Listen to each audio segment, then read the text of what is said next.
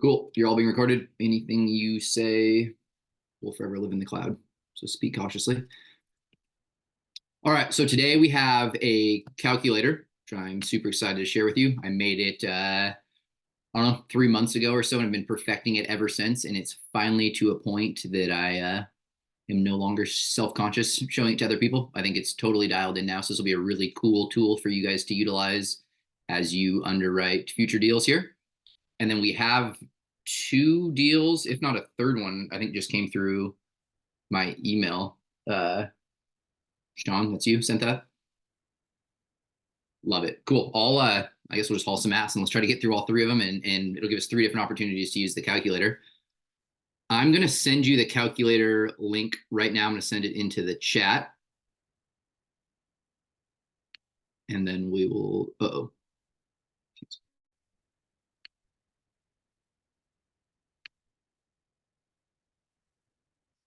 So I just threw this thing into the Google Drive. You guys do not need to request access or anything like that.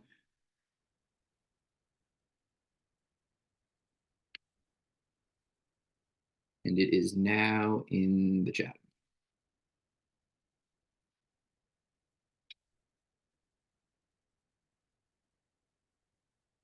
And that is a picture of Jake, not me.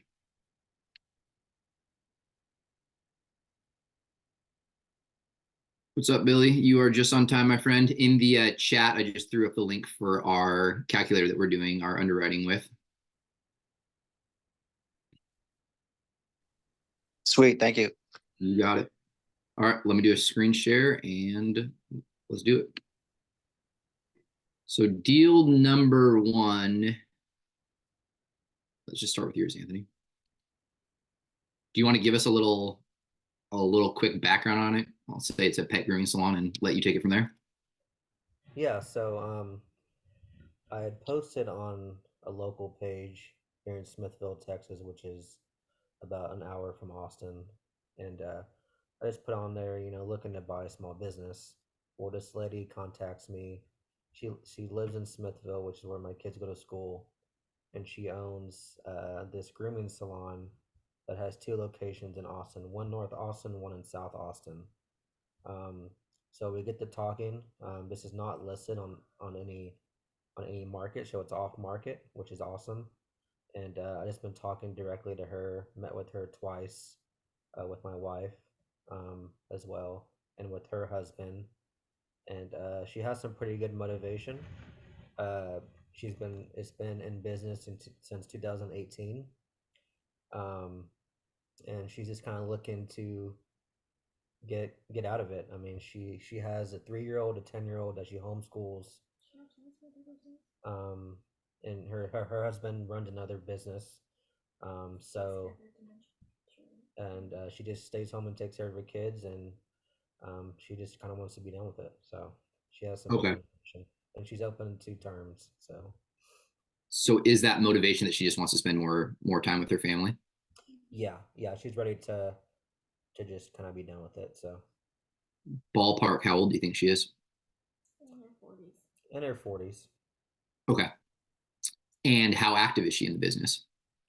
Um, she's she's not very active. She basically stays at home with her kids, does payroll, um, and that's pretty much it. I mean, she does a lot of stuff remotely.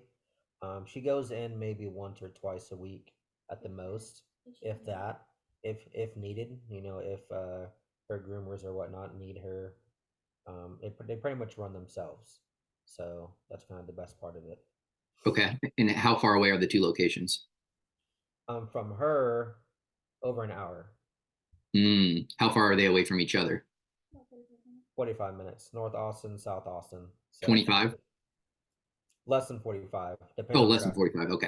And it'd be Yeah. easy for you to bebop between the two of them. Yes. Yeah. Sweet. Is there any mobile aspect to it, or is it just the two brick and mortar stores? Just those two stores, nothing mobile. I feel like there's a lot of value add here because she hasn't done much extra because of her hands are kind of been tied with her family. So she has a CRM that has 6,000 contacts that she doesn't even She doesn't advertise. She doesn't do texts, coupons, nothing. Like I asked her all of that. She just Mm, doesn't do any of that. So, I mean, there's a lot of room to grow. Maybe even add a boarding and mobile stuff. So a lot of potential value adds for sure. yeah, that's awesome. There's a ton of value to a database, not really value on paper, but as a buyer, if I got a database of 6,000 people that I can market to and cross sell, like that's super valuable. Right.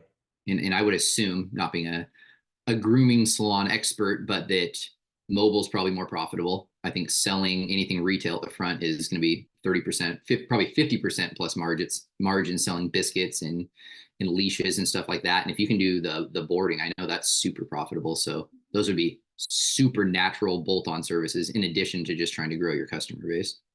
Yeah, another cool thing for sure is the north location, she says, has a lot of extra space to add a retail area or whatnot, and she's Mm, partnering with a dog treat company for a CBD for like a stress-free grooming type of like treat.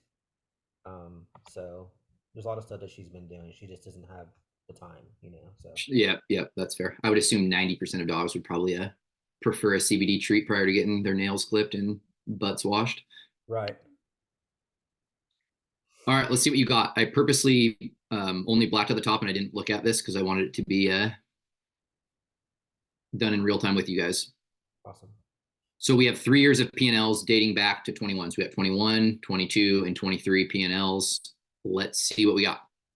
For 2021, we have $343,000 in sales and a profit of $5,000. Um, that's about a 1.5% margin. Hmm. Do you know why that was so low? I don't. No, I don't really. Um, it gets it's a huge difference in 23 though. So Okay, it starts growing. I say 1.5% is not amazing for sure, but we can look through these expenses. I would also assume with any brick and mortar company that a lot of your expenses are fixed expenses. Like whatever your rent cost is what your rent costs, and whether you're doing 300,000 in sales or 10 million in sales, like that numbers doesn't fluctuate, right? So you have to get to a certain point before it becomes really profitable. yeah, I believe this is when most likely when she told us that she started. So she started off in a very small house-like location, and then I believe she got the SBA loan, an SBA loan to get the two locations that she is now. So that's most Okay. likely where a lot of her expenses went to. Okay. All right. Well, let's dive in and see what we think. So doing 350,000, we'll call it a little over 300,000 sales. Our accounting 675. That's a good deal on accounting. Marketing and advertising, you could definitely pump those numbers and increase sales. You wouldn't be able to do that with the $5,000 she made, but that would be an easy way to bump sales for the future. Bank charges and fees of 4,900. That's probably just your 3% credit card things and your whatever it costs to keep your bank account open monthly. Gas and repairs, your total car and truck, that's got to be seller discretionary earnings. That's probably her personal vehicle. Something that would be worth clarifying, but I'd say there's 2.5 thousand in SDE that you can pull out of the deal. And that's for the car. So make a note of that. Contract labor, uh, probably just people that filled in for her groomers when they had the day off or something. Dues and subscriptions, probably software, CRM systems. I don't know what else would go into that. Training and education. These are things I would probably just ask her about. They're not like astronomical numbers or anything, but a couple $1,000s here and there that would add up. Just trying to understand what the expenses are. Insurance is super low. Health insurance is pretty high. I would figure out how much of that is hers and how much of that is for her employees. It wouldn't surprise me if she offered health insurance to her employees, so I would leave that number alone for now. She did. Yeah. We're really just looking if there's anything like that just doesn't make sense, or it's like, holy smoke, she's paying $75,000 in subscriptions. Like that's where I can identify the red flag. Right. Insurance is not out of pocket. Interest paid. figure out what that's on, but that's kind of an SD. It's gonna be another 1.5K back to you. Uh, Meals, entertainment, that's 3,000. That's another SDE back to you. That's definitely not required to do the business. Medical expenses of $200 is just such a small number. I'm not even going to waste the lead on my pencil with that. Office expenses 10K. That sounds kind of expensive for a pet grooming company, but I don't really know what would all be labeled under office expenses. Maybe she bought a bunch of computers or something that year. But now all of a sudden we're seeing how this company definitely wasn't a 1.5% company. We're probably already closer to 10% or so. I don't know what all those office expenses are, honestly. Yeah, I she would, might have maybe I would, like maybe grooming supplies. She might just put it all in one. I mean, I would question that. That would be miscategorized, which isn't the end of the world. You just need to understand it. But that should definitely be a supplies expense. Rent and lease. So there we go. So there's 50K in rent and lease. That's just going to be a fixed cost again, whether she's doing 3 million or 300,000 or $45 in sales. Like, it is what it is. So the more you can scale, and so that would be a really good question for her. We'll get into the 2023, but how much room does she have for growth before she is maxed and has to either just stay at maxed or get a bigger space? When does she outgrow her space? Repairs and maintenance 2,500. Salaries and wages. So this is interesting. I don't see anywhere that there's owner salary, owner wages. So that $5,000 would theoretically be without paying herself, unless for some reason she massaged her wages into that line, but that would not be advised nor signed off by a normal accountant. And 156,000 in wages, that's kind of like 45% of your gross profit. That's or sorry, of your total income is what I want to compare it to. So that's probably kind of in line with what I would assume a groomer to be making for wages. So that doesn't seem super far off. So I'm guessing her wages aren't in there. Small tools, $400. Taxes and licenses, $33,000. There's $1,000 for travel, so 1K travel, unless she's going to industry events or trade shows or something like that. That's probably just discretionary spend. Utilities of $5,000. That seems really high to me. I don't know if is water really expensive in Texas. no, I'm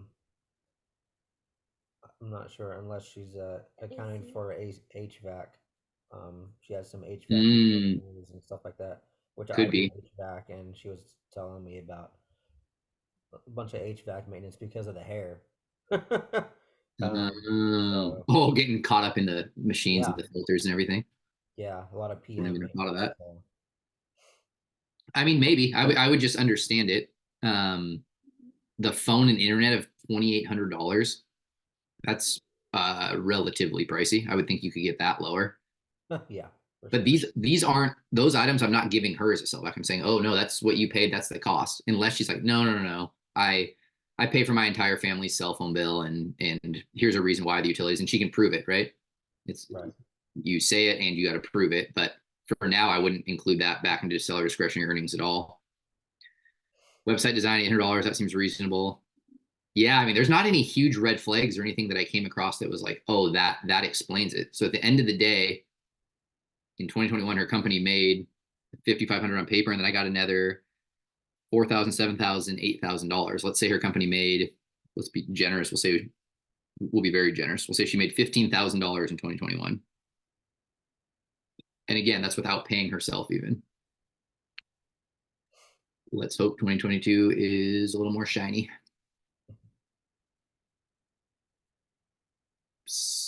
750,000. So she grew quite a bit. She doubled the size of her company. And can we get a double size of profit margin? And 10 extra profit margin. All right. Yeah. Now we're talking. However, $60,000 of profit on $742,000 of sales is like it's like 7 or 8% profit margin. So still not very profitable. I would assume these things should be running at like 25 to probably closer to 30% profit margins, honestly. Right. Right. This should be a pretty profitable industry. So we'll go through just slightly faster because we've already seen it once and see if there's anything off. Accounting fees went up a little bit with sales, makes perfect sense. ADP fees, what is that? The security systems? Payroll. That's payroll. Oh, ADP. I was thinking ADT. Yeah, that's payroll. That makes sense. I wonder why those weren't on the last one, but advertising, marketing, 15 grand. So she's pumping some money into advertising and marketing, which would be a really good indicator of why sales went through the roof. But if I'm going to spend an extra $12,000 this year on marketing to have my sales grow $350,000, like, yes, please. I found the sweet spot. I want to just pump money into my marketing. If I were her, I'd be putting 50, 60, 75,000 a year into marketing and growing this as fast as possible if you can afford it. Bank charges fees, merchant processing fees. Because there's a merchant processing fee, like that would be your 3%. So I would be wondering why in the world is she paying $6,000 in bank fees as well? And again, that's an SDE that you really want to give. It's an ad back you want to give yourself and not her. So ask questions, and even if it like sounds really dumb, be like, "Oh, that makes sense. Yeah, that makes sense." And then in the back of your head, like, "No, that's $6,000 of profit because I'm not signing up for that kind of a bank account or whatever it is that got her paying this much money is crazy." Gas and repair. So there's 5,500 for 2022 of SDE for sure.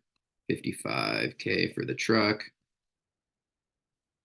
Cleaning and janitorial, 2,500. That's $200 a month essentially. Yeah, that's nominal. Contract labor a little bit more. Goes up with sales, dues and contract, $10,000. Education training, I would figure out what that is. It's probably necessary. Maybe there's certifications or something. A little bit of equipment, some 3,600 in furniture fixtures. Her insurance, health insurance went up to 41,000. Like that sounds insane, but if she's giving her workers really good medical, you're not gonna be able to go there and cut that. You're gonna piss everybody off. Yeah. So Yeah. her call it a good decision, call it a poor decision, whatever the decision was, like that's what you're buying now. Like you cannot, that's not a cost you're gonna be able to cut. Laundry service of $5,700. Sounds expensive, but if you're washing dogs all day, maybe there's a lot of towels that need to be cleaned. I don't know. Yeah, If she 50, said she does that. Yeah, they do the. She said there's a lot of water. That's probably from where utilities comes from. They're washing all day. oh yeah, no, that actually makes sense. At $5,700, and I don't know if it's worth the water or whatnot, but you can buy a really good washer and dryer for like $1,200. I would be interested what that would do if you just kept that in house. Yeah, you think that's external? That laundry fee, like it's external? Because it says service, I would assume so. Yeah, I bet someone's coming and picking. It might be like a Cintas type company where they come and pick up towels, leave them behind, and then you see them twice a week, and they're just rotating or something like that. I mean, that'd be a good pickup for like a side business too. On top of that, if you're gonna pay for that, I mean, that should be a good profit margin too. Own your expenses. Yep. A little bit of legal. Her entertainment and meals was $6,000, so that's an add back. So 6K in meals and entertainment. Again, her office expenses are $10,000. I don't know what that is, but we definitely understand it. It's $14,000 actually. Rent and lease, repairs. She had a lot of repairs and maintenance, so that's probably some capex projects she put in. Do you know what lease is left on the building? Did she sign like a 15-year lease when she? I don't that I don't know. So that's gonna be a super important, noteworthy question to find out. Is what lease are you inheriting? Is there 13 years left on this lease? Is there 1 year left on the lease? The sweet spot would be probably somewhere in between. The risk of 1 or 2 years is what if they kick you out at the end for some reason? Right. Now you got nowhere to call home and a bunch of equipment that you can't really sell. We also went from 51. We went from 51K to 45K too in rent and lease. I noticed that it dropped 10% or so. So maybe they renegotiated their lease that year or something. But if they renegotiate, a standard commercial lease would be like 10 years, but in retail, she might have been able to negotiate something a little bit less. Salaries and wages went up significantly. It would make sense with sales going up. Again, I still don't see anywhere she paid herself. Utilities, phone and internet went up to $6,000. There's got to be an add back there for you at some place. Van insurance, $6,000. I'm just going to wrap that all up and call it another 5K of SDE. So let's say that we're at 15-ish, 11, 16K-ish of SDE, throw that on top of that. 60, kind of 75-ish K for 2022. Then we'll do 2023 a little bit faster and we'll get down to the calculator. And I would put the heaviest weight on 2023 more than 2021. 2021 was a really long time ago.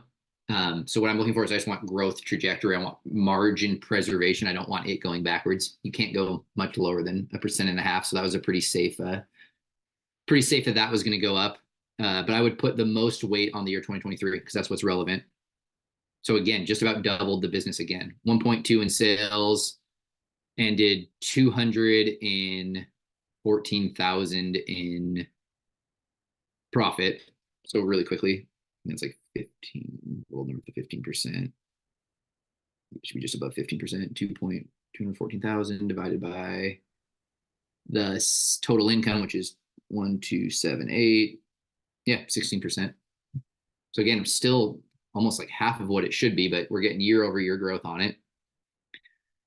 I'm just Hey, gonna go. Kyle, Yep. quick question. On the other two, it showed a negative in the net income.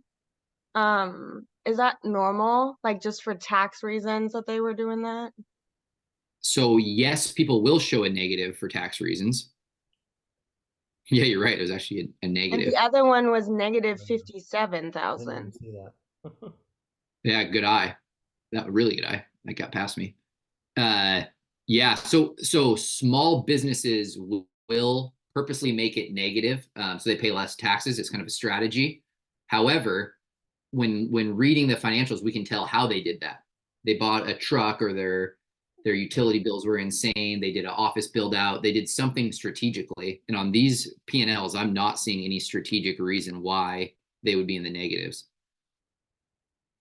Okay. Yeah, Yeah, you're right. that's that one. Those were both negative. Good, really good eye. Now let's make the 2023 and make sure that that's not negative 200,000. Yeah, so this is the first year they turned a profit. So this thing was actually like, without paying herself, hemorrhaging cash. This was probably a big pain in the butt for her to be holding on to. And this is what we see. Like, she was like hemorrhaging cash and should have probably just bankrupted herself and got out of this business. And then all of a sudden she turned a $200,000 profit. And it's kind of like, on paper, it looks like she got over the hump and now she's in a good place and she'd probably want to keep the company. But the mental damage and all the bullet holes she took of going through those years just beat her up to the point that she's like just so thankful she can finally get rid of this company. And so now she wants to sell it now that it's finally worth something. And we talk to sellers all the time that are in this exact situation. Do you feel like this is something where if they do show kind of the negative side or like a negative income the first couple of years, that also helps when you're trying to come up with a purchase price to kind of like negotiate like a better price, I guess? Yeah, very, very much so.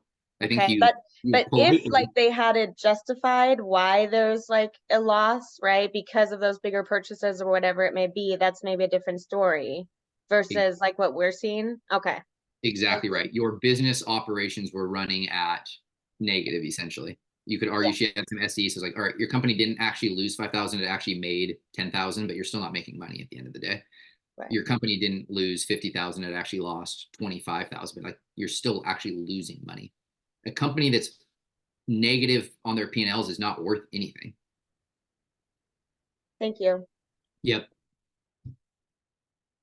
But she finally got it to a point where she felt that it's at least worth something. I salvaged it, I can sell it, and I can get out. People always say, I don't understand why they would sell a business that's making $250,000 a year and they're hardly working. It's like, you don't know the damage that they went through to get there, and the stress that causes on their relationship or their inability to pay their mortgage. And like, you don't know all of the moving parts that go on behind these businesses. But just by looking at these documents, it's not that surprising to me she wants out of it. So she went from 1% margins over the next year to 7% to now 16.5%. So she's correcting the path for her ship at least. And then just going through this super quickly. I do not see, spent just a little bit more on marketing, which is a good sign. She got her truck for $4,000. Same in marketing. Literally the same in marketing from last year. Yeah, I think, yeah. I mean, That's crazy. I would have, if I was making 250K, I would have been pumping that to, because it seems like a direct correlation to spend more money on marketing, get more business, and ask her, what is that look like? Like, is that on Facebook? Are you in a publication? Is it coupons in a Val pack? Like, how are you getting your clients? If a client called you today, how did they likely find you? I mean, none of these numbers seem like crazy out of the ordinary. She's still not paying herself.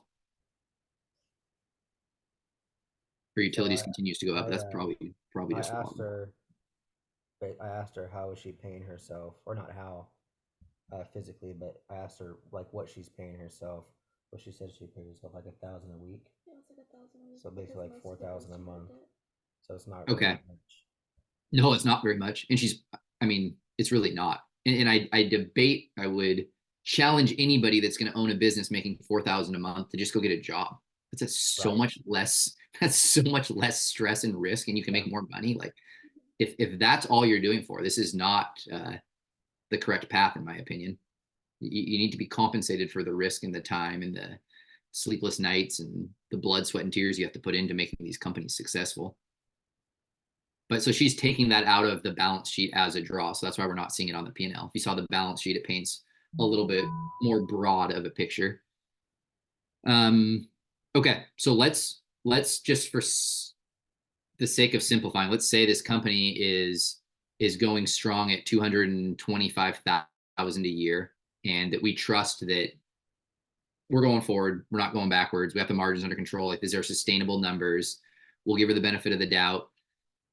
We now have to figure out what it is we want to offer. So if you can pop up, open the calculator if you want, or you can just follow along with me here. Oh, I gotta find where I put the calculator.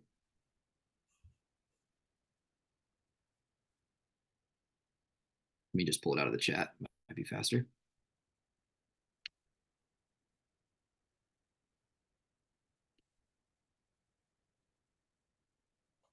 Perfect. My Google Sheet's just slightly slow, so let's give it 1 second. The front page of it's going to explain how to use everything, but I'm hopefully able to articulate it better than that page is when we do this here. So for each opportunity you get, where you get to the point of getting financials and wanting to run it through, you can fill out a fresh calculator for it. So I'm just going to call this one pet grooming, since we don't know the real name of it. And we know their seller discretionary earning is 225K. If we have 3 years of financials, we're likely just going to take all 3 years and then we're going to average it out. And that would be what we'd call the seller's discretionary earnings. It's kind of a way to buy the company better. And it's more beneficial as a buyer to buy it that way. Hey, owner, you fluctuated a little bit on sales. I'm just going to give you the average of 3 years, and let's assume that to be the number. If there's giant discrepancies like there are in this one, where the company's doubling in size year over year, like, for the sake of getting the deal done, I'm just going to go with 225K of seller discretionary earnings. And then below that, I have our little multiplier, what we're going to multiply that by. And it's going to give you a little bit of cheat. It's going to say whatever threshold your SDE falls in is what you're going to pick. So 100K through 399K of seller discretionary earnings, that's going to be a 2 multiplier. So I'll click that. And then assets she has with the business, like, she definitely owns some things she put in there. Let's just say it's 25,000 of assets. So the potential value of the business based off those metrics is $475,000. So I can come over to the side and I'll put $475,000 down payment. Let's just start like as if we're going to do an SBA loan. We'll just use that as a place to get started. So down payment, SBA is going to want 10% of that. I mean, so that'll be $47,500, and that's going to tell us what our loan amount is going to be. And then terms in months, SBA is going to be 120 months, so 10-year loan, and they're going to be right around 10%. If I were to buy it using all of those metrics, here's what we're looking at. We're looking at monthly payments of $5,649.44. Our total loan amount by the time it's paid off will be $677,000, and we'll be paying $250,000 in interest. What I really care about is in the bottom left corner here. My monthly cash flow, if I buy it that way, would be $13,100. That is after servicing debt. That is taking away the debt payments. Wow. The annual cash flow, $157,000. That, my friends, is the power in buying businesses. This is not an amazingly healthy business or anything, but if you can just sustain what we're at that point under these terms, you're going to be cash flowing $13,000 a month. Most deals we negotiate better terms than that if they're willing to do seller financing. And what we can do with this calculator that's really cool is we can just play around with a couple different things. So if she's willing to accept those terms, I wonder if I could get her to take it at 8%. If she took the loan at 8%, right now I'm making 13,000. What would that look like? That's gonna get me an extra $400 a month of cash flow.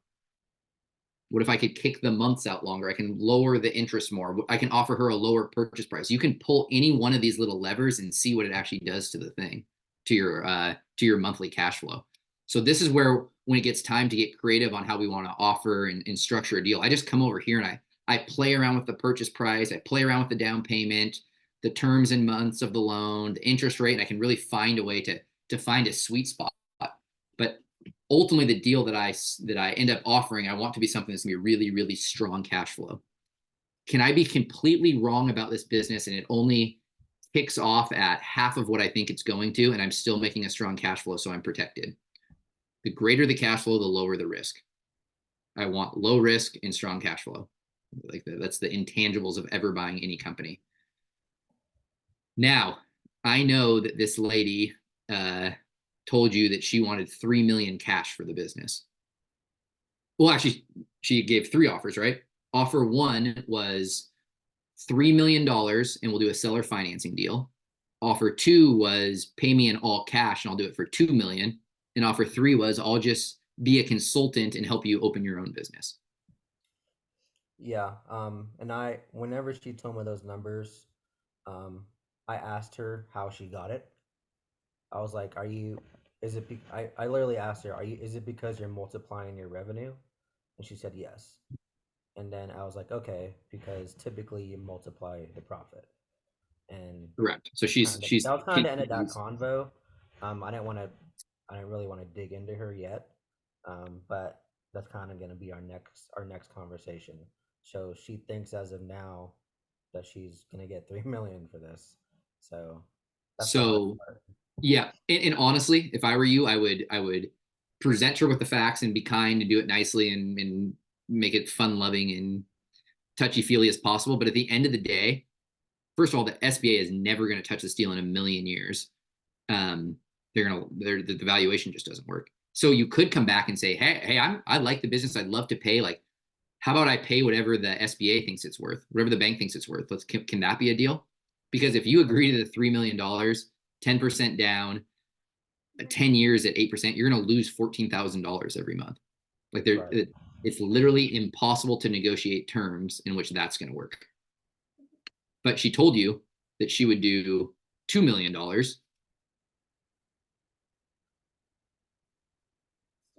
If you did it all cash, which is the same as the SBA loan, you're still going to be negative $2,000 a month. So you have to buy it at a multiple of the profit at the end of the day. We could play around with these different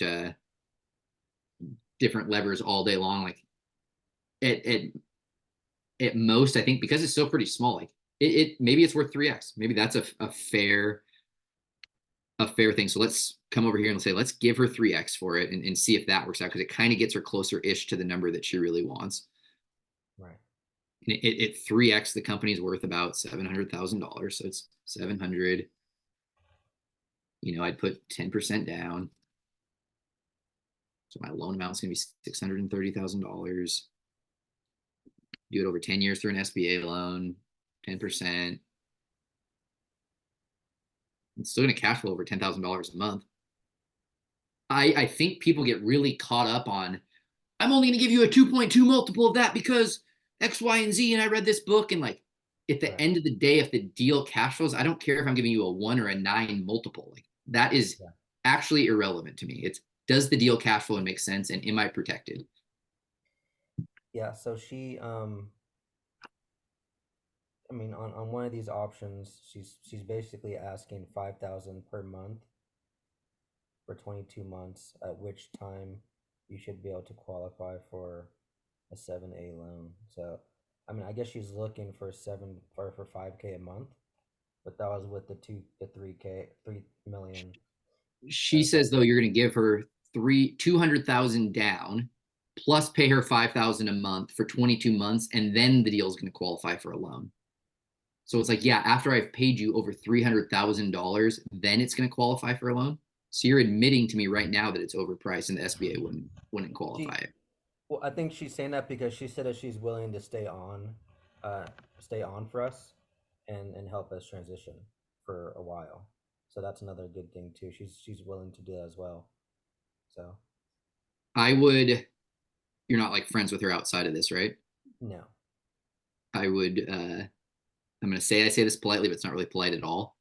This lady has no idea what she's doing. She ran a company that ran at 1% margins, 7% margins, and now 16%, and the industry standard is 30. Like, I don't think I would take a whole lot of advice from her. I don't think she has a whole lot to teach you. Yeah. She's not running a proper company right now. Right.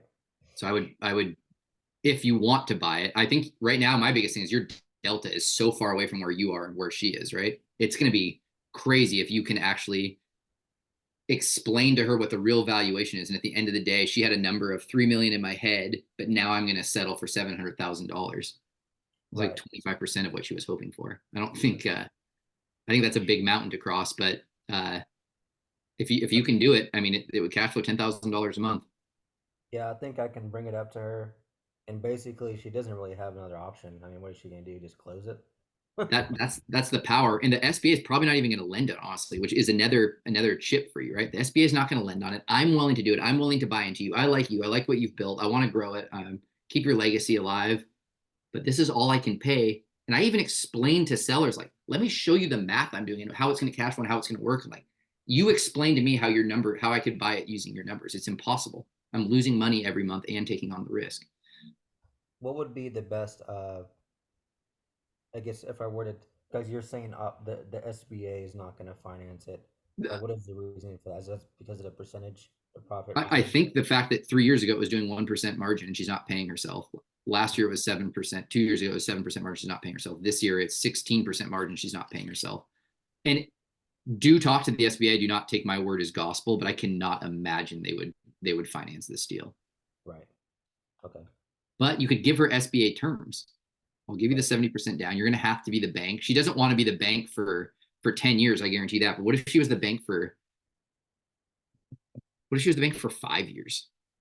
That would take your cash flow down to 5,000 a month, but you're still making money. Like you're now getting closer to making a deal. At least I probably wouldn't want to give her 10% interest. So maybe it's 5% interest or maybe 0% interest. I mean, just play around with this and don't come out and say, hey, my best offer is boom, boom, boom, and boom. Just explain to her businesses actually don't go to multiple of revenue. They go to multiple of profit.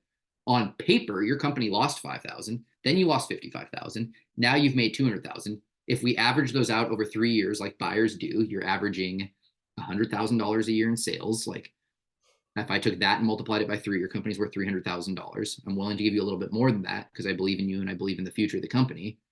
And I could offer you $500,000 for the company. But I need to pay you off over the next 3 years. Because now all of a sudden I think we're talking. If I give you $500,000 and I give you 50 grand down,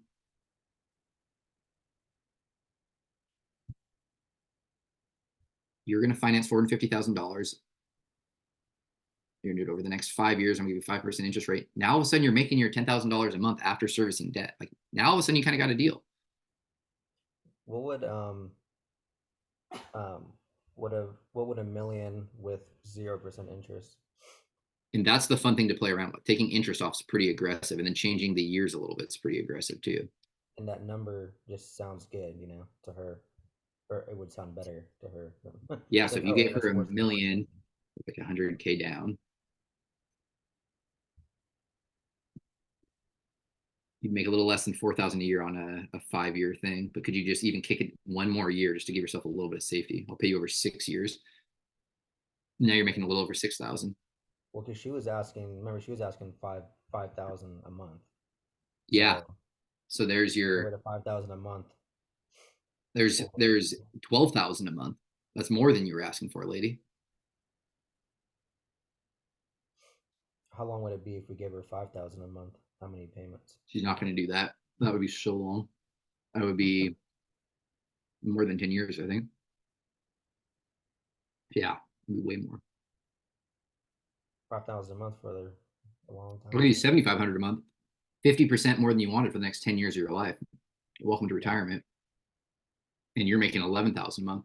So I guess the point of, to kind of summarize this, is there's always a deal to be made, but if you've got to get her to see it through your lens, and honestly through the lens of reality. She's living in la land right now with what she thinks it's worth. And so whether it's like, oh, that actually makes sense, I get it, or she's like, just nope, I'm not selling it for less than 3 million, I'd rather just keep it, and there's just no deal to be had, and it's time to go look at something else. Right. All right, anybody have questions on this deal? I got 2 more that I'm going to crank through here. Keegan, are you somewhere in this room? Thank you, Kyle, for that. Thank you for your time. Yeah, you got it, man. Let me know how it goes. Yeah, I'm here. Love it. Do you want to give us the little 1-minute breakdown of what we have here? Sure. Yeah, it's so I'm mainly looking for like a remote business because we travel a lot. This guy, it's a one-man show. Been doing it for about 10 years. He is pretty much a middleman between the creators of a stone fabrication machine that general contractors use to cut stone. Okay. And yeah, the machines are made in China. They're shipped over. He doesn't really do any of the shipping. He just kind of does all the sales. And yeah, he's been running it with his partner initially, and then he bought out his partner a few years in, and then yeah, he's been doing it the last 4 or 5 years. It's attractive because it's like a super high cash flow, but you know, um, lower cost business, and he's willing to stay on. He's willing to do like a 25% seller carry. Um, it would be my first business, so it would be nice if he stayed on. He wants to do all the sales, so I could, work out a deal with him where he stays on. He gets commission off the sales. I buy the business.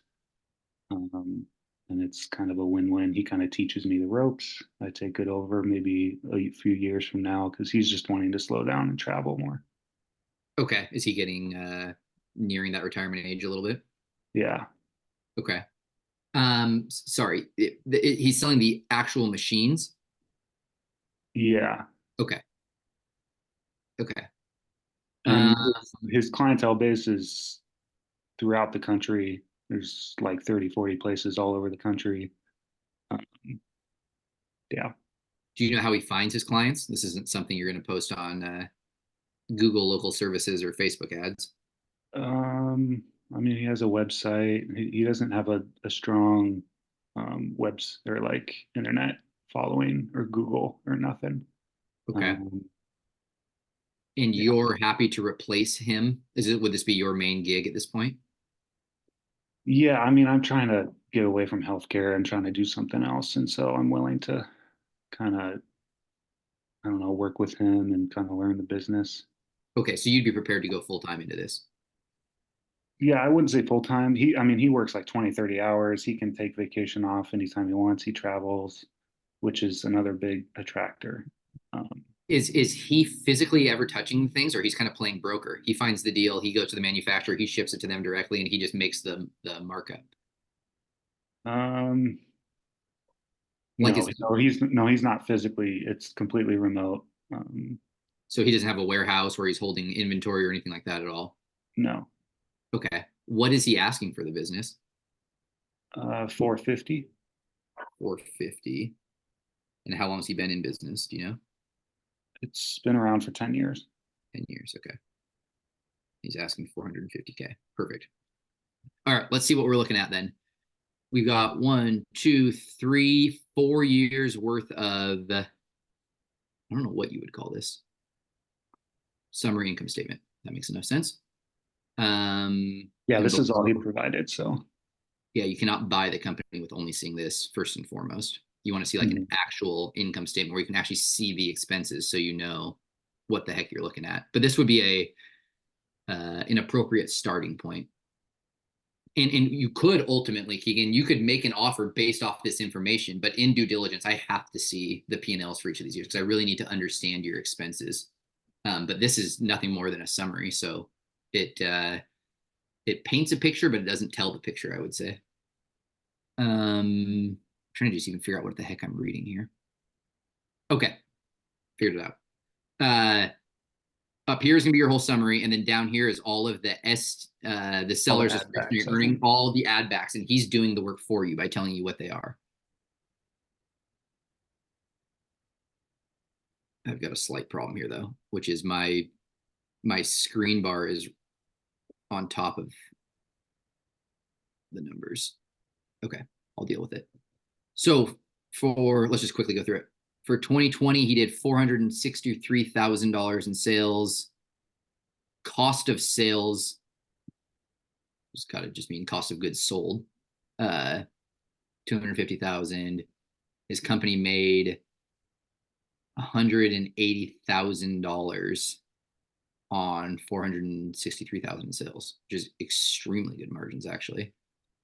We have a salary right there. So in 2020, he paid himself 17 grand, sold a little under $500,000. He's got some little add backs here. I don't know why his rent fees are add backs. Maybe he's writing off a portion of his house or something. yeah, probably. Travel, phone, internet. I don't know. I just make him prove these items, but it doesn't seem that insane to me. So let's give him the benefit of the doubt. Say, sure, you made $180,000 in 2020. That's extremely good margins. Good for you. Next year, boosted sales 50%, 675,000 in sales. Guessing he paid himself a little better. He sure did. Gave himself 75K in salary. This is add backs. He made $215,000. The margins are a little bit off, so that fluctuates. 2022, whoa, he went backwards 66%, and he only sold $200,000. Still paid himself a nice salary and had a total SD of $167,000. That is weird. Yeah, and with that, I guess the broker said that it's, he travels a lot and he really only gets paid off the number of units he sells, and these units are like $70,000. So if he sells, 7 a year, it'll be high. If he only sells 4, a little bit lower, but he still makes money off of 4, and it's not as much work on his part. He takes a lot of time off if he wants. That all makes perfect sense, but the numbers should align with each other. How did he make? It's like 70% gross that year, and the other years he was like 30%. Yeah, the margins are completely different each year, which is something I'm gonna have to ask him. Yeah, that doesn't like that. This might be the best business on the planet if that's real numbers. But how did he make that much profit this year, and a year where he had over double the sales, he made the same amount of money essentially? Yeah. Look at 2023. He has 2.5 times the sales, and he made less money on it. That just doesn't. It doesn't make sense at the end of the day. So that would definitely need some clarification. Not saying it's wrong, but but it's probably wrong. There's something weird there for sure. Because that is literally like at a 70% margin in 2022. Yeah. We're also looking at like 250K less on cost of goods sold. And Yeah, so that's not in proportion either, actually. Yeah. Because that's roughly 50%, roughly 50%, roughly 50%, and this one's 25%. Maybe he sold there could be a story. Maybe he sold a certain machine that had just a stupidly high markup on it. Yeah. My guess would be is selling machinery though, is your margin cannot be that high on selling big machines. That's got to be a single digit margin, and he's cranking 30% plus margins every year. Yeah, I know there's like 5 units he can sell, and like 2 of the units are like super expensive. They're meant for like rock quarries or something that go for like hundreds of thousands of dollars. So maybe he sold one of those that year. Sure. And there very well could be an explanation, but whatever is explained has to be proven, right? So just Yeah, for sure. ask him and just be cautious and curious and make sure that everything he says adds up and makes sense. And if it all does, I mean, this could be a really good little company. I would definitely take his salary, 75K. That's probably reasonable to hire a GM or to pay yourself to do this type of work. That doesn't seem insanely low, but I would take that out of the SDE when you go to buy this company. Cause like, look, dude, you have to be replaced, or even if you stay on, you have to be compensated. So if I took 75K off of each of these years, he's averaged like 200 between those. Let's say it's 180. Say it's like 175 is what he's averaging over the last 4 years, and pay him 75. So it's like $100,000 of profit to the company after the owner operator has been paid. So that's what I would roll with. So let's get out of that and let's go to the calculator and figure out how we're going to buy this puppy.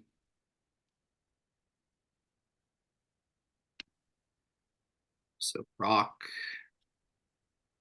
cutting company.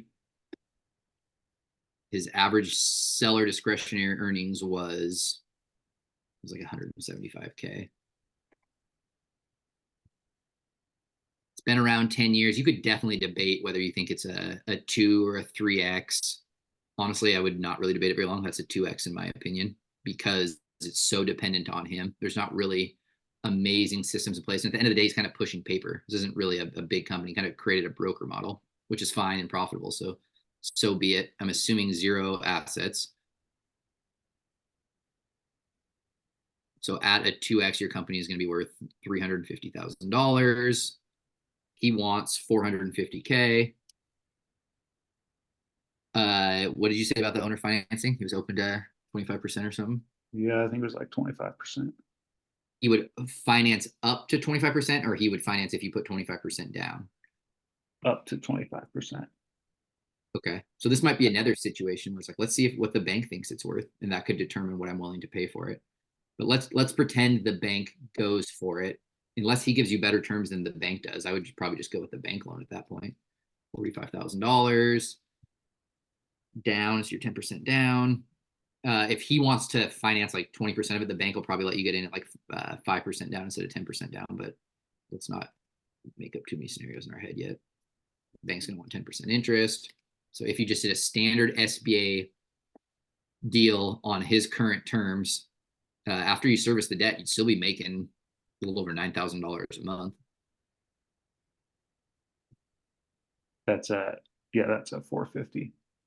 That's at 450. However, Assuming you don't pay them, right? I was just gonna say, we totally forgot the fact that we're supposed to pay somebody. You got to pay somebody 75K a year, right? Yeah, that's true. So if my seller discretionary earnings is probably going to be closer to about 100. I'll still give you the 2X because I'm a nice guy. Company's worth 200. You want 450,000 down. All of a sudden doesn't leave you a whole lot of room, right? Yeah. So the company's probably worth closer to 200, but if I could work a deal with him where I know you want 450, I give you, this is what I like to say is I like to do 2 deals. What if I just gave you straight cash? Like, what would you do it for then? The guy might be like, do it for 300,000. And the SBA will theoretically do that for you. Now, all of a sudden, you've got kind of $5,000 a month of cash flow, which you have to determine if that's worth it or not. If you're only coming out of pocket 30 grand in 7 months, you got your full down payment recovered, and now it's house money. But for you, it's $5,000 a month for however, it's $5,000 a month, enough to be paid for however much time you're going to put into it and however much risk is behind this. And this guy says he's going to do sales. What if he doesn't? Yeah. Are you cool pounding the phone to all these distributors or end users, whoever it may be that your buyer is? Yeah, and I have 0 experience with these machines. So yeah, how the hell are you going to sell that? You don't know the technicalities of it. And my thought would be is that once you buy this machine, you probably don't need another one for either forever or 10 years, or it's not like there's a recurring business model where once I got a customer, he's going to buy it again and again. Like, This machine's That's probably a the one and point, done yeah. sale. Yeah, I wouldn't buy it unless he stays on. That would be a main. And is part of the purchase and sale agreement, like the contract for a certain amount of time, and there needs to be a performance amount. Like, actually, now that we talked through this whole thing, I would only do this as an owner financing deal. And if you can't do X, Y, and Z, my payments fall off, and I'm only paying you this amount if certain different performance metrics are done. I'm not taking all this risk with the SBA. What if you leave me? What if you don't leave me? What if you just get hit by a bus? I'm so reliant on you. I can't take that risk. That's true. So The just, SBA is going to want you to collateralize your house against this. I'm not taking that risk. yeah, no. So you would But just do straight owner finance for the whole purchase price. 100%. Absolutely in this scenario. And I would make it an earnout too. Like, I'll guarantee you this much for sure, but it's not very much. It's like 50 grand or whatever. I'll guarantee the down payment, and I'll keep making monthly payments as long as you do X. As soon as a quarter goes by that you don't sell a machine, I'm either cutting the total payment off the backside of it, I'm cutting 50 grand off, or I'm just done paying you. If you go 3 months without a sale, I'm done paying you until you make your next sale, and then we'll resume the loan payments. Like, you can get super creative for how you structure it. Okay. Yeah, that's a good point. But if he doesn't want to do it, then okay, well, dude, it doesn't sound like you're confident enough in your ability to sell. So I'm sure as hell not confident enough in your ability to sell. Yeah, I didn't take the factor in case he gets hit by a bus. That's a very real. It's a very real thing when it's that reliant on him. Yeah, The risk is gone for him too. As soon as he gets paid here, there's no motivation for him to actually continue. 1,000%. He For might be sure, selling yeah. because it's so incredibly hard to sell these machines, and that's why last year he only sold $200,000. Maybe that was one single machine. Yeah. All right. Yeah, that's a good point. So just any deal we ever do, we're just structuring it in a way that lowers the risk. There was it's a Christmas light hanging company, and they make $500,000 a year of profit between the months of September, actually really October and February. And the guy wanted to sell it to me, and I was really, really attracted to it. And I was just about to buy it, and then it hit me at the last second. Wait, I'm going to buy this company today, and for the next 6-7 months, I'm going to be paying you payments before I see my first dollar of revenue. There's no way I can buy this company today.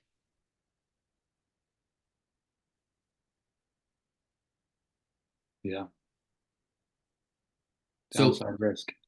yep, I think it's a deal you might be able to structure something creative, but it's gonna have to be creative. It's gonna have to work for you. It's gonna have to work for him. But I think buying this straight up definitely Yeah. doesn't meet my risk profile, so it shouldn't meet yours either, I would think. For sure. Yeah. Okay. Yeah, lots of good points. It's already 8 o'clock. I've got a $15 million pool company. If people want to stick around and I'll do it somewhat quick. But it's a pretty sizable size company. It might be somewhat exciting. I will not hold it against you if you want to log off, but I'm going to spend the next 10-ish minutes just going over this one real quick. So if you guys want to hang tight, we can do it. But you have to give me about 20 seconds to grab my laptop charger because it's about to die. I'll be right back.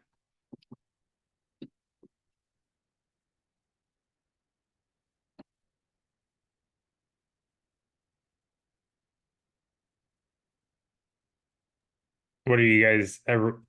I know that you're obviously working on this one, Keegan and Anthony, that pet grooming one. Anyone else working on anything else?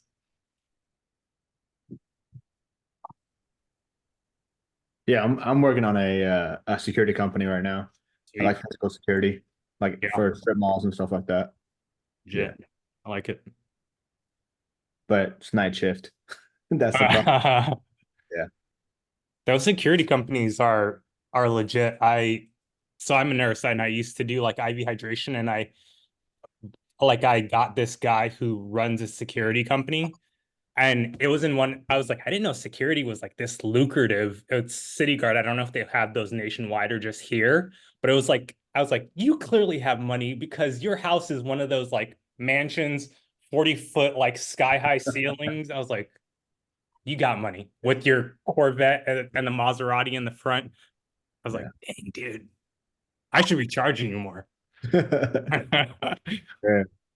Are you do mobile? Are you doing mobile like mobile? Yeah. I did. I closed down like in the past like few months or something. Isn't it like 500 a pop? You're charging 500. I wasn't my most expensive thing. I for sure was charging just about that. The other stuff was like 300, 400 or so. Kyle, so for this one, full construction company with they do like wholesale stuff too. Page 53 is where I don't necessarily think it's actually their profit and loss. It's just their financials. For sure, go for it. Do you have enough of the information blocked out that you're fine with me sharing this? I stopped sharing so that I could block some stuff off, but it looks like you got most of it. I got most of it when I looked at it, where the actual page like 53 and on, I think I like, if you don't mind just trying to like block out those last 4 pages, I think we should be good. If not, it's all good too. All right, it's on your head. If anybody calls an We vow not to share. Yes, I was just in the wrong place. Actually, since I have you all on video, I am not liable for whatever you knuckleheads choose to do with this information. There you go. Do whatever you want. Just don't incriminate me, please. Yep. Okay, let's screen share. We're in the circle of trust here. I trust all of you guys. Where is this? This Sean? is in here in California, kind of like Inland Empire-ish, I think. Hesperia, Rancho Cucamonga. For sure, downside to this is I don't actually know who will stay in the business, because this is a family business, been in business for like 50 to 60 years. They started in like 58. Revenue said 15 million, EBITDA said 2 million. But I didn't fully look through the actual financials to see what like SDE is and all of that, and how it's like kind of broken down. But for sure, problem is like all of these people you see here who are president, CEO, CFO, vice president. Obviously I know that they're managers, and I don't know if we would be losing all of them like with the sale. We still will have these GMs, or that GM at least. Yeah. And we're just looking for similar last names to see if there's a whole bunch of family. Exactly. So Sicard, Kidder, Sicard. Mine is a couple very high level leadership people. It's a lot of different last names, which is good. Yeah. But those are very real questions. What happens if the CFO leaves? Like, yeah, how integral are they to the business? The vice president, what is their exact role? How easy are they to replace? Yeah. This is like a legit org chart, which it should be for a $15 million company. This is definitely a real where you're buying, where if everybody stayed in place, dude, this could be a relatively, as far as business passivity goes, like this could be a really well-oiled machine. I always say companies don't accidentally get to 15 million in size. Like, yes, absolutely. Could be cranking, and you're better off just staying the heck out of the way. Yep. Who I owns always it? wanted to buy a company that was operating so well that I literally bought it, and then I joined the people on the sales floor, and I never told anybody I owned it, and I just helped grow sales at like street level, and no one ever knew anything other. And I don't like, I'm not as good as the existing managers are, so why the heck would I try to go in there and tell them what to do? Yep.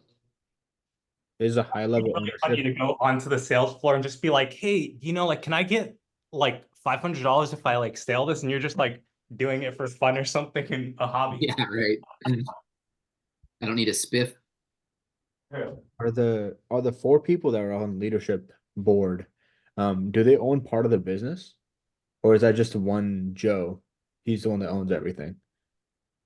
That for sure, unfortunately, yeah, is what I don't know. They have a little like description of each of the people, and I'm gonna assume they probably do, because I think it's like the family business, and it says like when this is sold, it's for like the leadership to disperse, something along those lines. So from a high level, without getting, because doesn't look like the actual P&Ls. Yeah. But the company in 2018 was doing 13 million, 11 million, 18, 22, 15, 14. It's like, it's big numbers. I'm curious why from 22 to 23 it dropped 50% in sales though. So I would definitely, in this particular scenario, because I'm looking at the last 3 years, I would just say Oh, well, I'm only looking at the most recent year. That's how I buy companies. So I'm going to say Yeah. 14. I'm not averaging these years out, Yeah. especially because it went backwards. Yeah. But because it was such a higher number, if you averaged them out, you're actually at a much larger number, right? It's probably closer to like 17 or 18,000. Mhm. So hey, I'll give you credit for last year's sales, 14 million in revenue. Yep. Look at these margins, guys. North of 40. Oh, those are gross. Okay. Never mind. So those are fine. I was gonna say those are insane margins. But look at 14 million in sales in 2023, they had free cash flow of $2 million. But it's decreasing. It's significantly decreasing. It's Yep. decreasing with sales. However, it's the margin is, well, look at that. And in those years it was negative cash flow. So I would literally just ask, I mean, with no shame, every single question you have. This is a freaking huge purchase. This is something that could bankrupt you. So like do phenomenal due diligence. I would definitely get an SBA loan. So I got the bank underwriting behind me. Oh, Like, yeah. I would hire an M&A attorney. Like this is the That's actually where I got this, was from an M&A attorney. I just like sent a Nice. bunch of emails out and he was like, some clients, you want to take a look at it? Oh, here you go. Nice. Guys, this is the kind of purchase right here that is, it could be a one and done for you. This purchase properly could change your life forever, change your kid's life forever. Like Yeah. this is super exciting. This is a really big opportunity here. For the sake of not, since we're already kind of running low on time, and I'd be down to do this with you later if you want, but just Cool. be respectful of everybody's time. Let's just say the company, let's not say, let's assume this is correct and it's doing 2 million, and let's say there's no add backs or anything. Do you know what they want for asking price? Unfortunately, that's the problem. I don't actually know because I haven't spoken to them personally. The attorney just sent this on over. With it doing that 2 million, what like typical multiple would be expected? Oh, they could easily be asking for a 4+ multiple, no problem. Okay. They could be asking for a 5 or a 6, and they might be right. I mean, that's a big, because this is such a well done packet, I wouldn't be surprised if the asking price is right on the front of it here. Let's look really quick. Yeah, this is where the problem was. It was saying kind of what I read it as was send your interest and what you valued it at, and then they'll kind of decide if it was. Yeah, sometimes brokerages will encourage companies to not give them a sell price, and they try to create a bidding war. Yeah. I think it's kind of disrespectful for you not to tell me Right. what you want for your company. Makes me just want to lowball you. Right. But I don't know if they're expecting they should get a 3 multiple or a 15 multiple. Like who knows? But net assets of the business, I have no idea what it is. Let's just pretend it's $100,000. They probably get quite a bit of equipment, and I would give them let's just give them a 4x, because I think at $2 million of profit, they're worth every bit of that, if I'm being honest. Yeah. So that gives us a purchase price of $8 million. So I give you 8 million. 1, 2, 3, 1, 2, 3. The down payment on that, I'm going to have to come up with 800K. Yep. But there's enough meat in this that you could borrow that money at 10 or 15%, even probably give away a little bit of equity for a strategic partner. There's this is cool. And then the SBA, it's up to, is it up to 15 or is it only up to 5? For what percentage? SBA, yeah, for the loan amount. Do you remember? 5. Okay, cool. Oh, 5. Oh, million, you mean? Yeah. Yeah. So the SBA will lend up to 5 million, but then they can put other like traditional commercial loan products on top of that. So you could get more than the 5. Sweet. Okay. But let's assume those other products are the same as an SBA. So this is what I'm talking about, guys. He could pay back his debt on this company at a 4x multiple, and he could cash flow $71,000 a month on a company that might not really need him to be very active. Can't argue that one. That is almost $1 million a year. It's gonna be $800,000 plus a year while you're paying off the debt. And then in 10 years, when that debt is paid off, you're going to be making, and the company's probably continues to grow, making $1.5, $2 million a year as a business owner. This is like when it gets super, super exciting, but a little more scary, right? This is when you don't want to misstep. So if I am assuming that that entire management team was leaving, it does mean I'm going to have to potentially consider bringing in a CFO, vice president. Obviously, I need to figure out what those people's role were. Yep. Figure out what I need to replace. Yep. And this is where it's gonna take some business smarts. Is it a 1-for-1 hire? Does this person actually take 2 to hire? Can I massage 2 roles into one? Like, is there a part of the business I would really enjoy and I think I could add value that I could do that? Like, you really need to fully understand that org chart so you can start in your head figuring out how you would do it. And how much are each of these people paying? Is that market value? Is it below? Is it above? Could I bring a VA into the situation and help with kind of some of this other lower level stuff? Like, what could this look like? How intelligent do I think the seller is? Or like, are they super dialed in? And I would love actually to pay them a consultant fee or give them 2% to be a board of directors. Like, you're really, from a strategic standpoint, just trying to figure out how you can lower the risk on this purchase, because you got a lot of freaking room here at $70,000 a month of profit while you're paying off the debt. For sure. To the point of the purchase price, what if they wanted a significantly larger? What if they wanted 15 million? Like, basically double what you think it's worth. You need to slow down with these numbers, Kyle. You're gonna give me a heart attack or something over here. You can't do 15 million. That would be an actual problem. But say they want 10 million. Sure.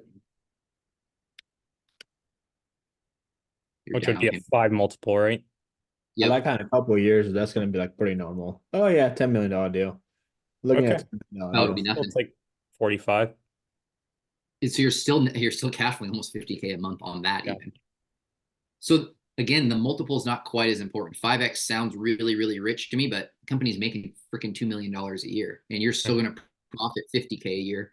And you might be able to look at that org chart and completely replace somebody of a management level. Like, look, guys, it's a freaking pool company. I don't need 4 different divisions with different levels of management. Like, this whole team could actually report to this person. And I just cut off $85,000 of expenses, which now goes directly to my bottom line every year.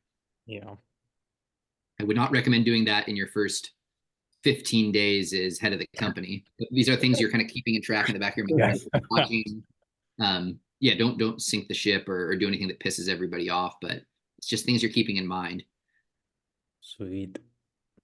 But really cool, man. That's an awesome opportunity. I hope you keep your EF family in the know with what happens with this. We'll all be rooting you. You can close it. Yeah. I will tell them, give me more info and see what they want to go from there. Yep.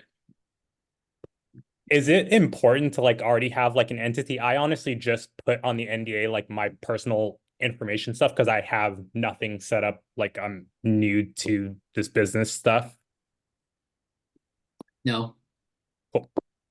I mean, you do keep in mind though, the SBA is gonna be like, what the hell makes you think you can run a $15 million company? You better have a story buttoned up tight. Yeah. Like, oh, I swim really fast and I used to be a lifeguard, and like whatever you can relate to swimming.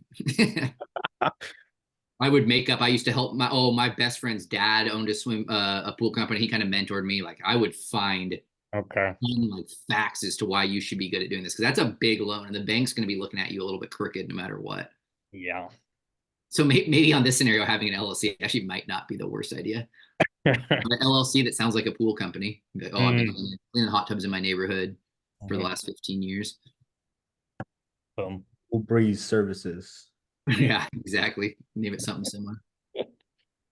And in a company that size, how they sell it too. They very well, they might want to do a stock sale. So it's just gonna be a whole another level of due diligence. Because you could buy that company with the name. I mean, what if they have 2,200 online reviews and like that name is really, really valuable and that is what you're buying? Like, strategically, it might be foolish to buy it and then change the name. The stock sale is the one where you take on their liability as well, or is that the other one? Okay, cool. Yep, the stock sale, you're taking on all assets and all liabilities. And with a pool company, I'm guessing people probably aren't drowning, but like, you just want to make sure there's no open lawsuits. They've been paying their taxes every year. Like, there's gonna be no surprises. Sweet. And an employee is not going to come back for you. Gotcha. Okay. I will definitely keep everyone up to date. I won't forget you guys. Don't forget us when when you're on the moon. Don't forget how you got there.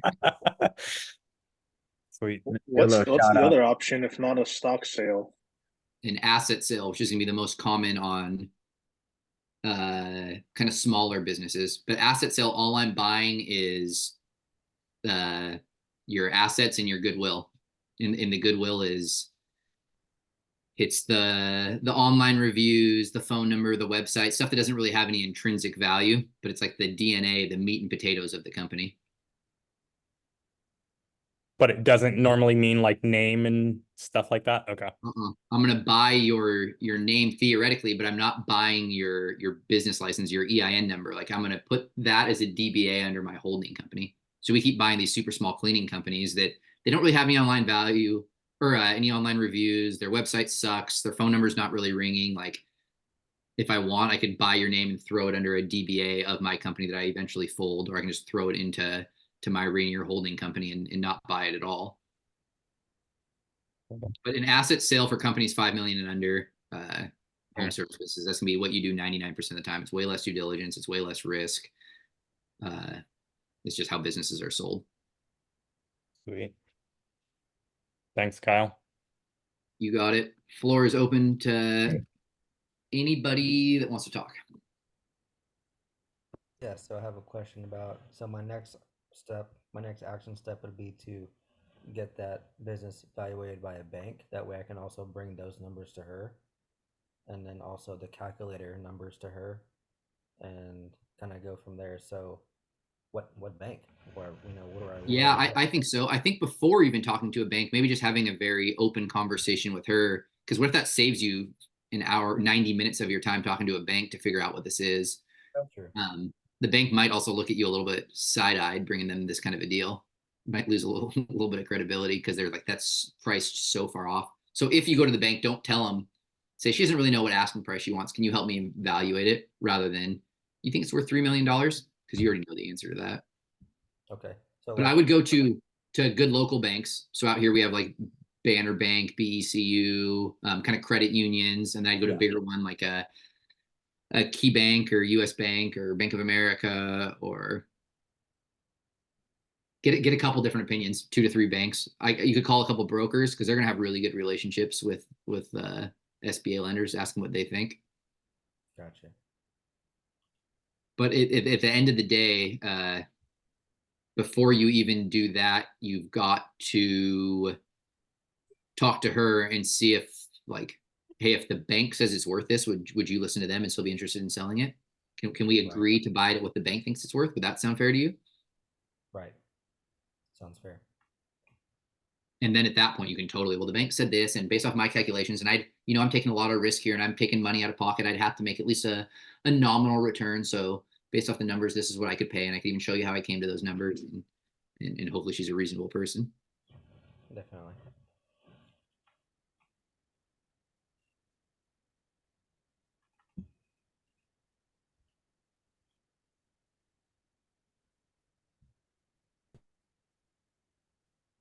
Anybody else?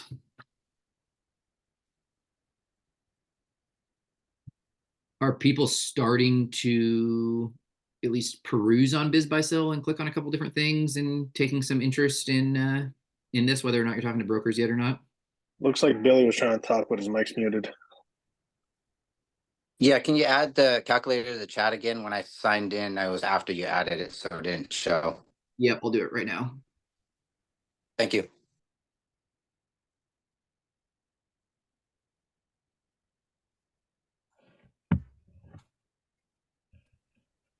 I did it. Perfect. If we are looking for kind of still taking that first step of action, I really think going on BizBuySell and it's what we went over last week, but just punching in what your criteria is and just turning on the email alerts. You have a couple things coming into your inbox every week. When you're sitting on the couch watching whatever your favorite TV shows, you just pop it open, just kind of click on a couple different things, and it just gets your brain going, gets you thinking in that world. When you have conversations with people, you can bring it up. If you're feeling real froggy, you can start talking to some brokers, start making posts, start talking to people. At a minimum, signing up for the BizBuySell. No one even knows you did it. You're not having any awkward conversations. Like it's a really safe first step just to get the creative juices flowing. If anybody, Do you think it's a bad idea to reach out to brokers so that they like, even if you're probably not going to end up with that business? Not at all. I think it's a great idea. I would reach out to them and tell them, introduce yourself and what you're looking for. And I've been looking for businesses for a while, and do what you can just to make it sound like it wasn't a completely random phone call that you just did because you want to see what a set of financials look like.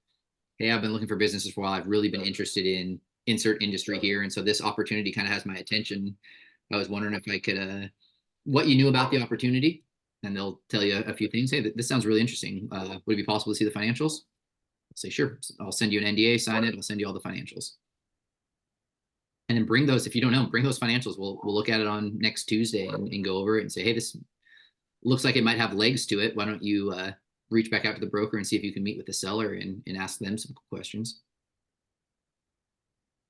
hey Kyle, have you ever looked at an HVAC company and how about going about it because of the licensing?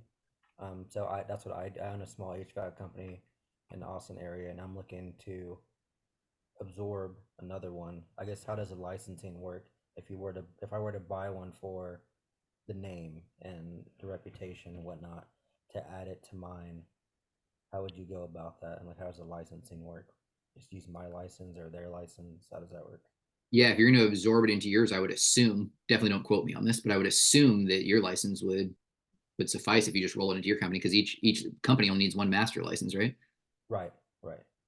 And I've looked at HVAC companies before, and I like it. I think they're going for super high multiples right now. Like everybody wants HVAC companies right now. And I would be very interested in one if it was big enough. I don't really want a small one for that exact reason. What happens if my one employee that has that master license leaves me? And I don't know how to HVAC, and I honestly don't feel like I have a whole lot of value to add to an HVAC company personally. So that's not really high on my buy box. But I know a lot of people that want HVAC companies real bad. HVAC and plumbing is super popular right now. Right. Yeah, that would be my only the risk is, the person that has the license were to stop applying for the license. Yep. I think so. if I owned an HVAC company, rolling smaller ones into my better system and getting them for super cheap would be interesting. Equally, if not more interesting, would be adding other services such as plumbing and an electrician. Yeah, definitely. Those would be what I would be super focused on.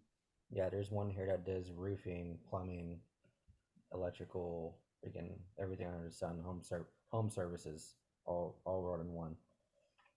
So. There's a lot of fear these days about, well, once upon a time we were afraid of recessions, and then we became afraid of recessions and Amazon, and now we have a legitimate fear of AI replacing a lot of people, right? Mm-hmm. Like, so if I can buy a company that's recession, Amazon, and AI proof, that's extremely interesting. And insert blue collar home service businesses, yeah. HVAC, plumbing, roofing, landscape cleaning, very safe. I mean, gas stations were printing cash, and they still are, but those in 10 years, I don't know how many cars are going to be using gasoline. The oil change places were phenomenal businesses, but if we go all electric, there's not going to be a need for that anymore either. So you could buy those and print cash for a little while, but are you going to be able to exit in time when people still want them? As soon as the government or whoever announces that we're in the year 2029, we're no longer going to be producing anything but electric cars, like that business is worth $0. Have to turn it into a charging station. Yeah, though there you go. You got some walls. Just throw a couple chargers in there, and you would definitely have to pivot because I think you would have a hard time selling that. I wonder how profitable that actually is, the charging business, because it's only like 35 cents spending on time. You're charging per kilowatt there, so. And aren't Well, there they're probably paying like 8 cents per kilowatt hour. So do the math.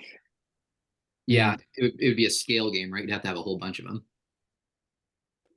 I mean, they don't come in anything less than like 8 or something. But I actually have a question. Hey, I've been looking at security companies down in Texas. Anthony, just a question for you. In that area, so I've seen a lot of them. They're security, like an actual physical security company. There's a couple of them that are already for sale right now. Do you know there's a reason why they're selling?